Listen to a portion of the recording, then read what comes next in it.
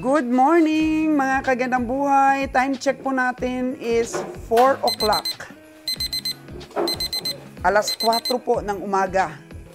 At kasama ko po ngayon si Manager Bio at si Jojo. Pinapaakyat po namin ang mga bakang Batangas dahil i-deliver po namin sa isang farmer sa Santa Barbara, Iloilo. Samahan niyo po kami sa aming delivery mga kagandang buhay kasi pinuntahan niya talaga itong mga baka na to at pinakyaw niya po lahat mga kagandang buhay. So ito po ang start ng farming niya. Tingnan po natin ang kanyang location sa Santa Barbara, Iloilo.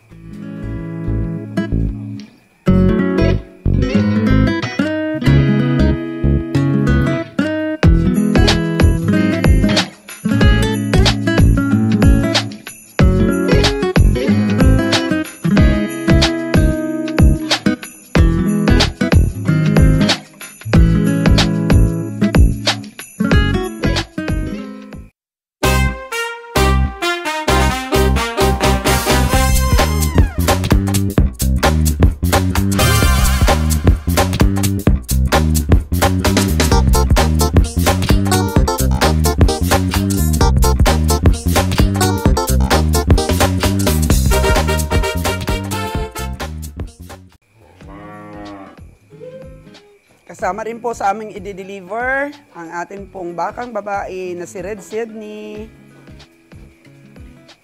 para kay Sir Javiliana. Wow!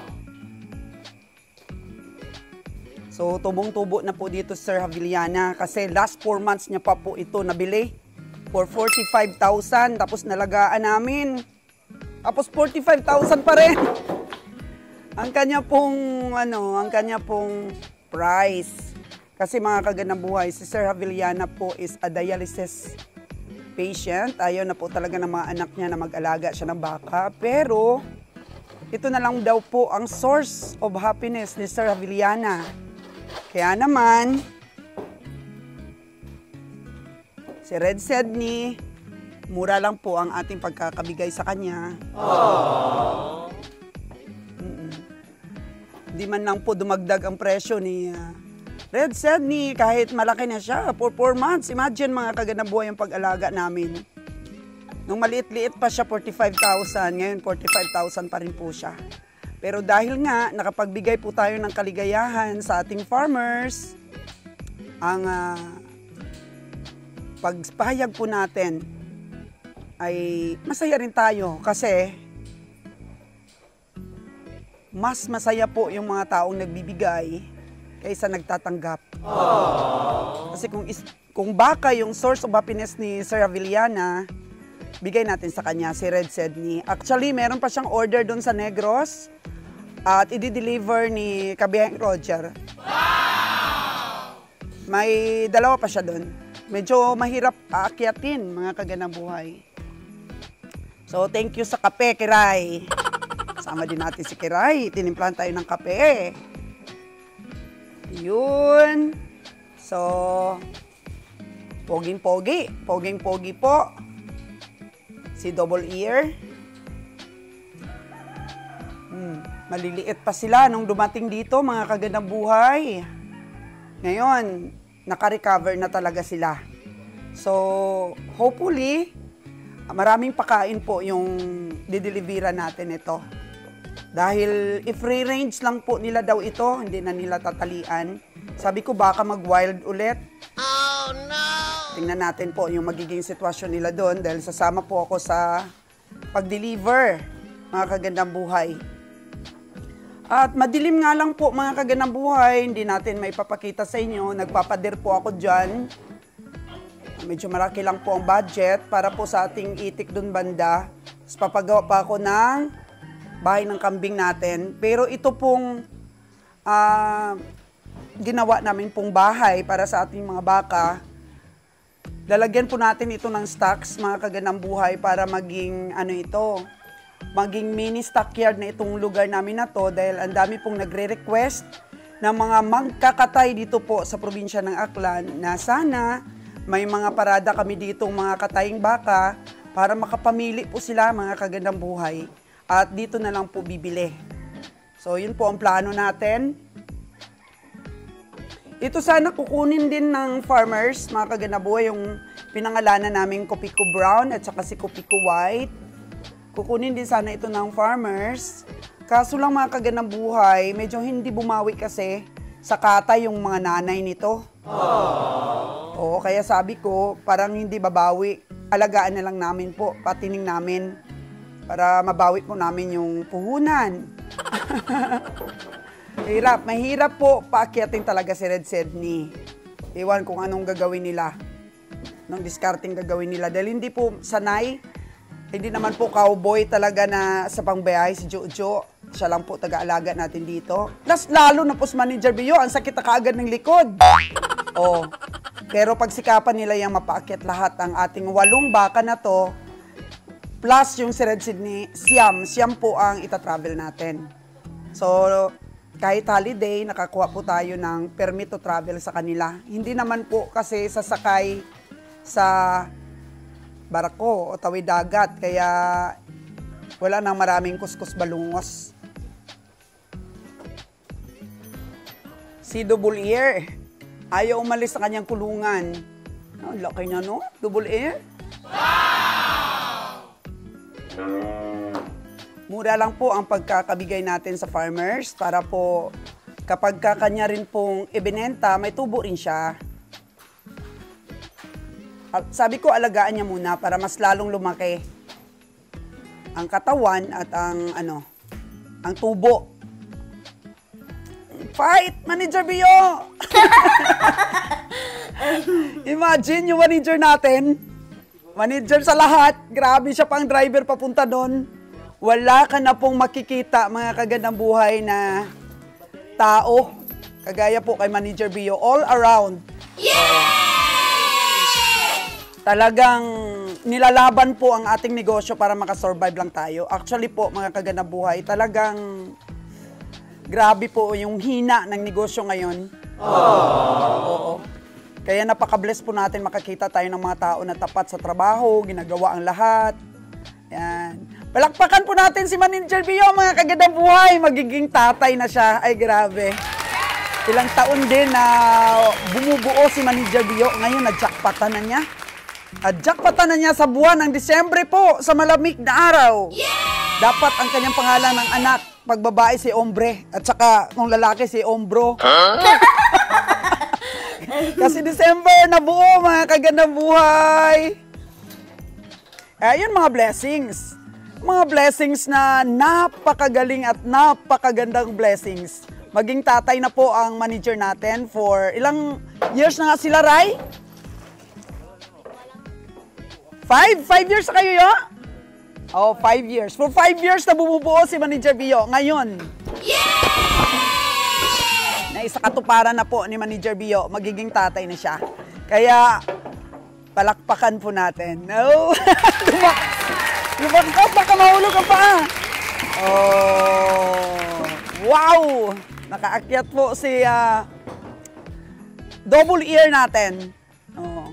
Sabi po ng mga iba na laging namiminta sa ating mga vlogs, ay hindi daw po nalagaan itong mga baka natin. Nabansot daw po. Para sa akin naman, tama lang po, mga kagandang buhay. Napakaganda ng katawan niyan. Mamaya iiyak si Jojo. Grabe na niya ang problema niya araw-araw para lang makakita ng pagkain, mga kagandang buhay. Oo. At masaya rin po ako sa pagsubaybay dito sa aming journey na to, na ibahagi namin sa inyo, mga kagandang buhay. Ganun talaga. Hindi natin alam yung mangyayari bukas. Actually, napaka-bless po ng farmers na binintahan namin ito. Ang gandang presyo po yung nabigay ko sa kanya.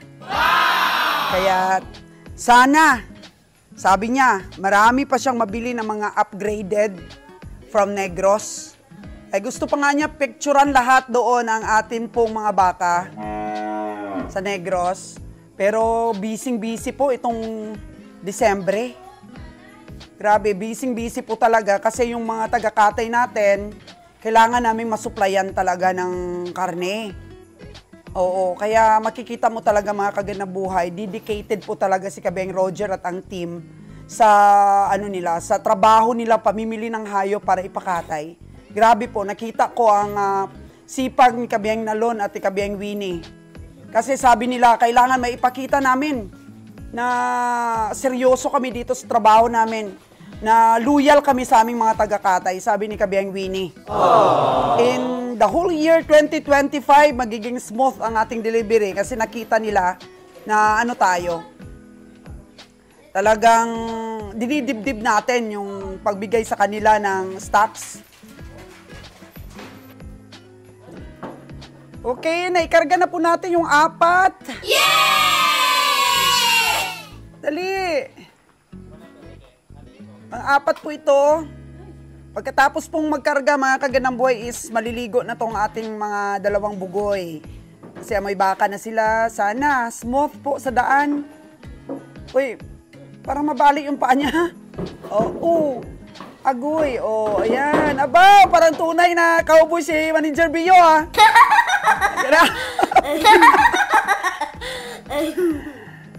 Ano po kami ngayon, mga kaganang buhay? Relax. Nung mga nakaraang mga taon po, kasi si Manager Bio is mahigit na po 1 dekada sa atin. 11 years na siya nagtatrabaho sa atin po, mga kaganang buhay. Sa loob po ng 11 years, every season, mga kaganang buhay, is halos talaga din na kami makahinga, sobrang busy. Dahil nga, ang dami naming paninda, prutas, bigas, itlog, groceries, grabe. Wow! Siyempre, alam mo naman, dyan lang rin ako kumukuha ng pang-bonus nila. Pero ngayon po, hindi na nakakonsentrate si Kabiyang Roger. Nung nakaraang taon, nagprutas pa kami. Medyo kalahati na lang sa dating volume namin yung last year. Pero ngayong taon na 2024, hindi na kami nagprutas. Kalmado na po kami, mga kaganang buhay. Dahil siguro nag-iba na rin kami ng hilig di kabiyahe. Dati kasi nakakonsentrate lang talaga kami sa groceries.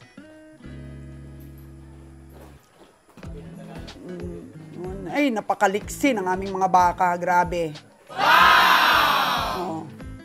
Si Jojo talaga kilala nila, no? Kala nila daw si Manager Bio bubuyog. Kaya sumusunod talaga sila sa nag-aalaga. Siyempre kilala nila si Jojo. Hey! Habang tumatanda ka pala sa negosyo, mga kagandang buhay, yung mga basic po namin ginagawa nun, sa sobrang pagod po, magbiyahe ng prutas, magtinda ng prutas. Ngayon, hindi na. Nag-concentrate na po akong marami po ang aming stocks ng itlog. Kakarating ng itlog namin, meron naman po ulit na parating. Nag-concentrate po ako, mga kagandang buhay, sa itlog, bigas, at saka groceries ngayong taon na to. Kasi sabi ko kay Ron, magtinda ng prutas, pero busy din siya, mga kagandang buhay, sa kanyang farming. Busy din siya sa kanyang itlog alat sa pagproseso, sa kanyang pugo. At ngayon nga, may balak siyang mag-alaga sana ng broiler. Kasi nga, mag-meat shop na kami. Sabi niya, wala lang ako puhunan, mama. Pakisabi nga kay Sir Jayden. Kasi gusto ni Sir Jayden mamuhunan sa kanya kambing. Mama, pakisabi kay Sir Jayden sa manok na lang kami. Sabi niya. Sir Jayden! Gusto ni Ron mag-ano daw kayo, magmanok. Kasi nakita mo ba, Sir Jayden, yung inalagaan ni Ron for practice? 15 heads. 15 heads ang kanyang inalagaan. Wala pang 1 buwan, kumita na siya doon ng 2.8 sa 15 heads. Oo, maganda po ang kanyang kita dahil sariling benta po niya, mga kagandang buhay. Binigay niya sa tita niya, sa asawa ng kapatid ko po. Sabi naman ng tita niya, in-inspire siya. Sabi ng tita niya, kahit ilang libo pa yan, bibilin ko, ako magdi-dispose, ako ang magbebenta ng manok mo. O, diba, pag may meat shop na kami, mga kagandang buhay, dati kasi, nagtitinda rin kami ng manok sa Boracay. Ang lakas namin nun sa manok, mga kagandang buhay. Pero nung naghigpit po ang Boracay, tungkol po sa mga requirements, Kasi grocery sa amin, rice. Ngayon, rinitay na lang namin, hot dogs na lang po, mga longganisa, frozen foods na lang. Pero pwede namang ibalik po yung manok doon po sa Boracay with matching na po yun. Karne ng baboy at saka karne ng baka. Diba, Manager Bio? Tatay na siya! Uy! Ano pakiramdam pagka tatay na? Di ka na siguro makatulog, Manager Bio, no? Anong nararamdaman mo? Excited. Wow! For 5 years ba naman? Marami ka na pag-ipon, Manager Bio? Maraming utang. Sabi ko kay Manager Bio dati, pagka nabuntis mo yung asawa mo, bigyan kita ng 30,000. Grabe. Laglag yung 30,000 ko nito. Tapos si Tracy po, yung mga anak ko, may mga promise din. Ewan ko kung matutupad nila. Pero tuparin talaga siguro nila, Manager Bio. Ano nga yung pangako ni Brian? Stroller? Stroller. 1 year supply daw ng diaper? Oh, grabe! 1 year supply of diaper kay Engineer John Bry? Sana all, sabi ni Kiray eh. Oh. Ay, mahaba ito. Grabe. Laglag, Manager Bio, yung aking 30K nito. Laglag. Pang-ospital yun, Kiray. Yung 30K ko nagbibigay. Kasi hindi natin alam kasi, nasa 28 years old na si Sai, ang asawa ni Manager Bio. Siyempre, hindi natin alam. Baka masisaryan. O ano. Kasi si Kiray po, mga kagandang buhay, kapatid to ng asawa ni, ni Bio. O, cesarean. Pero Kiray, ayusin mo na yung papel mo sa SSS. May pera ka. Ibigay mo na kay Bio, para mapaayos natin at mapalakad sa ating tagalakad. Huwag niyong ganun, may mga benepisyo tayo sa SSS. Kaya, takarin mo, sayang yun. So, ito na mga kagandang buhay, yung last, but not the least. Ay grabe, gusto ko ito. Gusto ko itong baka na to kasi nagkasakit to, Manager Bio. Di ba paakala natin mamamatay na to? Grabe, ang gaspang ng balahibo nito dati. Kala namin, sus, Ginoo. Sabi ko, malulugi tayo. Kasi itong mga baka na to, mga kagandang buhay, namatayan kami ng isa doon pa lang sa Batangas. Tapos yung kasusyo namin, binenta yung isa. Kaya, 7 months na yata yung pag-alaga namin dito. Hindi pa man nakaabot dito sa, nakabuhay ko lang sa Akla. Nakuha na niya yung part niya. O, binenta niya. Kaya kami, nagsakripisyo, siya nakuha niya kaagad. Tapos yung isa po, nasa kay Kapitan Lutilia po, Mark Lutilia, yung isa. Kasi, nakaalpas ba? Tawag dyan, Cry? Na nakabuhi. Oh, no! Ay, naku. Natakot yata sa'yo, Jo! So, nadakip naman yung isang babae, pero yung isang babae, iniwanan na ng team kabiyahe natin. Humingi kami ng tulong kay Sir Mark Lutilia. Ayun, nadakip ni Sir Mark Lutilia at napamahal na sa kanya si Ani, mga kagandang buhay. Oo. Napamahal na sa kanya. So, nandun po si Ani, inaalagaan po ni Sir Lutilia at yun po talaga maganda pagkakaalaga kay Ani kasi silage po na mais ang pinapakain ni Sir Lutilia. Pagka nakapunta po ako sa Batangas, mga kagandang buhay, bibisitahan ko po si Ani para makita nyo po at makita ko na rin po kung kamusta si Ani. Kay Sir Mark na po yun, mga kagandang buhay. Napakabait pong tao si Sir Mark. Minsan na rin po siyang naloko. Hindi lang po minsan. Kaya makikita mo kaagad, sabi niya, totoo daw kaming tao ni Kabihayeng Roger. Kasi hindi po kami opportunista po, mga kagandang buhay. Ang mga kaibigan po na mga mababait, hindi po dapat napagsamantalahan yung kabaitan. Kailangan pong i-appreciate natin po dahil bihira na lang talaga ngayon po sa panahon ngayon. Makakita tayo ng mga totoong tao talaga. Nako, napakaliksi! Mangiyak-ngiyak na po yung asawa ni Jojo. Grabe! Mamimiss niya yung mga baka niyang inalagaan ng matagal na. Ano ka ngayon, Jojo? Oo. Ano ka ngayon? Last na yan na baka, pero ayan, tinulugan ka. Pinungkuan pa. Oo. Tinulugan si Jojo ng pang-last niya na baka. Alam mo di ako matalino sabi ng baka. O, Manager Bio, ano na yan? Buhatin mo na yan. Jojo, atang. Bangon yun.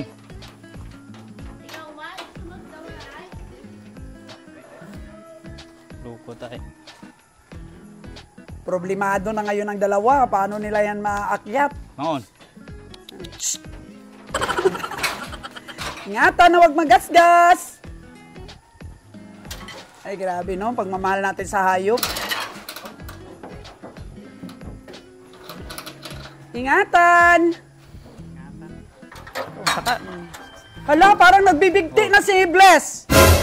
Parang gustong sumama ni Bless, nagbibigti. Oh, no! Hala, yung native namin na baka, mga kaganang buhay. Matagal na sa atin to si Bless. Native yan. Kauna-unahang baka po dito sa farm yan dahil anak yan ng ng ipapakatay na sana natin papuntang Batangas. Yan, kilitiin mo manager. Galing ni manager Kailangan na niya talaga ngayon mag-double time sa trabaho. Magiging tatay na siya Yoo, Daddy Bio, fight! Yeah! Uy! Akyat na! Kala nyo Maliksi, si Maliksi! Ay! Ouch! Oh no! Bababalian pa yata si Jojo.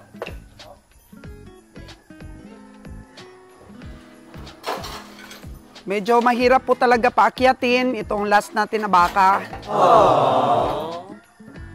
Mahirap paakyatin. Yun, sana umakyat na para makaalis na po kami. Kasi yan nagliwanag na. Malayo pa po ang Iloilo. Nasa 5 hours to 6 hours po ang aming biyahe. Kasi nga po, syempre, dahan-dahan lang kami dahil baka po ang aming karga. Yun, tapos magde-deliver pa kami kay Red Sydney. Malayo pa yun. Ibang location din yun. Sana umakyat na siya. Hirap itong isa Ayun maliwanag na po tayo. Maliwanag na. Ang matitira na lang po pala mga kaganang buhay dito sa kulungan is yung ang atin pong native at saka si Kopiko Brown. Yun. Yung anak po ng ating malaking inahin. Ayan na po siya. Nasa 6 months na yata ang edad nito ni Kopiko Brown with Kopiko White. Kasi huli-huli po yun ipinanganak. Nauna po dito si Kopiko Brown. Ayan na po siya ngayon. So, maganda po siyang i-fattening kaya hindi ko na po binigay. Para may kasama po si Kopiko White. Para may kasama po siya. Nandun sa kabilang kulungan po. Lalaki po si Kopiko Brown at nakita naman po ninyo yung nanay niya po. Medyo malaki talaga yun ang nanay niya. Medyo pumayat din po yung nanay niya tapos pinataba namin. Tapos yun, na-feature ko yun. Sobrang pumayat dahil walang madamo kasi kaming pinapakain dati.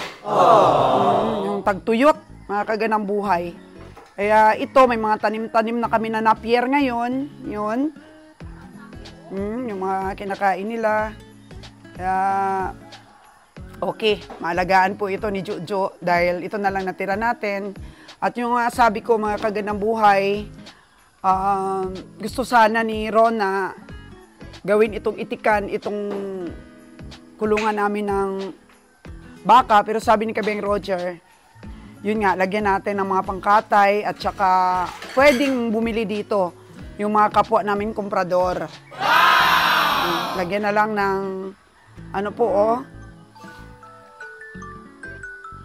sako yung niya,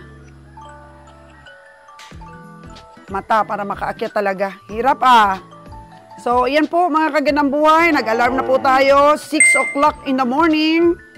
Ayan, may alarm po tayo niyan para po sa patak sa ating mata.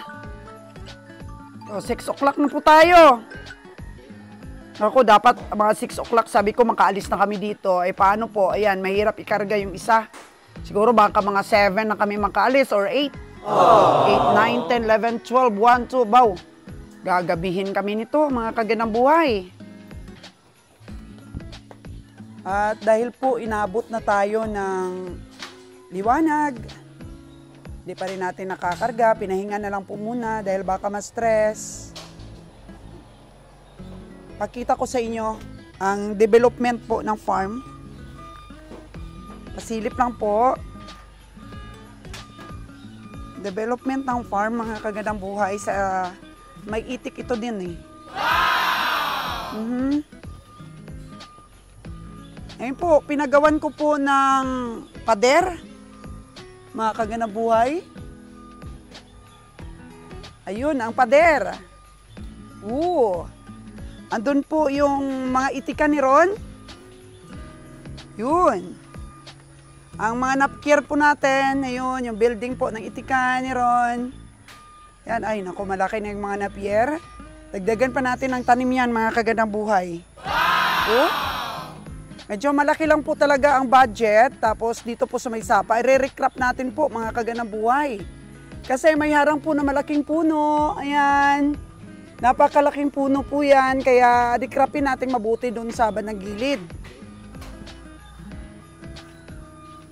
Medyo malaki po ang ating project na to, mga kagandang buhay eh. So magpapagawa ako ng bahay ng kambing. Hindi rin basta-basta, nakabili na po ako ng plastic matting, mga kagandang buhay, doon banda. Nakabili po ako ng plastic matting na 130 pieces, 2x8. 2x8 po ang kanyang sukat. Kasi na yata yun sa 20x40 na building. Ewan ko lang. Kung tama yun po yung pagkakatanda ko. Kaya yun, paunti-unti lang po, mga kagandang buhay. Yan pa po yung mga semento na hindi nagamit para po sa ating recrop. Unti-unti lang. At yung banda doon po pala, mga kagandang buhay, doon sa may gilid na yon, binibenta sa atin yung 700 square meter pa na lupa. Medyo ano lang siya, maliit lang siya na lupa, pero kung gaano po kahaba yung ating area, ganun din po siya kahaba. So balak po natin yung harap nun, bibigay natin kay Manager Bio. Para may patayuan siya ng kanyang bahay. Kahit po 200 o 150 square meter, i-ano po natin. Bigay kay Manager. Kasi mahigit na 1 dekada si Manager sa atin. Hirap ng bakang ito, kaya inatras na lang po ang L. Ang canter po inatras na lang para wala po siyang matakbuhan. Sana ganyan pa kanina pa yung ginawa ninyo, no? So, doon sila sa bandang unahan. Ito pala, pwede. Ginawa nila na parang harang ba? Para maka-ano tayo. Makaalis na tayo, mga kaganaboy, kasi maliwanag na.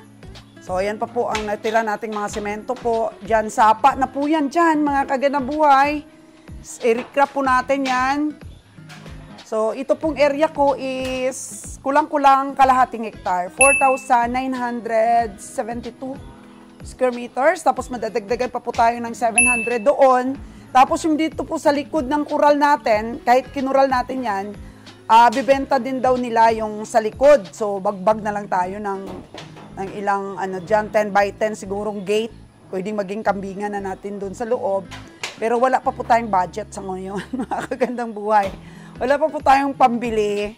Oo. Sana wag muna nilang maibenta sa iba bago po magkapera tayo. Kaya yung paggawa po kasi ng project, wag natin ibuhos lahat sa project. Pero natin, baka mamaya wala na tayong pabiling baka pangkatay po. Kaya naghanap ako ng ibang source para dito sa project natin. Pero limited lang, mga kaganabuhay. Bibili pa tayo ng mga itlog sa Luzon. para sa itik natin. Ang laki din naman ng, siguro milyon din yan ang kapuhunan po sa itik, mga kagandang buhay. Kaya ito pong benta ng ating mga baka, sa itik po namin ventures ito ilalagay ni Ron. So, yun na lang po, meat shop. Mga kagandang buhay, yung atin pong talagang gustong umpisahan na journey or ventures ngayon.